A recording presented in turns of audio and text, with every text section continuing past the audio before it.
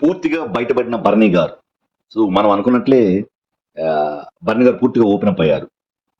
So ఈరోజు తనూజ గారితో జరిగిన ఆర్గ్యుమెంట్ కానీ, సో తనూజ గారు ఉండవలసిన పని లేదు, ఇలాంటి ఆవిడ బయటికి వెళ్ళి వస్తే తెలుసుకుంటుందంట. సో అసలు థింగ్ బయటపడింది మనం అనుకున్నట్లే. సో ఆ టాస్క్లో కూడా క్యాప్టెన్సీ టాస్క్లో కూడా తనూజ గారికి దగ్గరకు వచ్చి చెప్పాలని ట్రై చేశాడంట. అది అవ్వలేదంట. ఈ లోపల సాంగ్ అయిపోయిందంట. సో దగ్గరకు వచ్చి దివ్యకి సపోర్ట్ ఇస్తున్నానని చెప్పాడంట.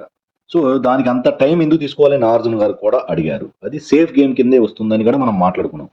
సో కానీ బర్ని గారు తన నోటి వెంట చెప్తే అది జనాలకి పూర్తిగా అర్థమవుతుంది. అదే తనూజ గారు కూడా అన్నారు. సో అలా మీరు దివ్య గారికి సపోర్ట్ ఇవ్వాలనుకుంటే డైరెక్ట్ గా దివ్య గారి యొక్క ప్లాట్ఫామ్ మీద అక్కడ నిలబడి డాన్స్ వేయాల్సింది అనగానే కొంచెం బర్ని గారు త్వరపడ్డారు. సో అదే సేఫ్ గేమ్.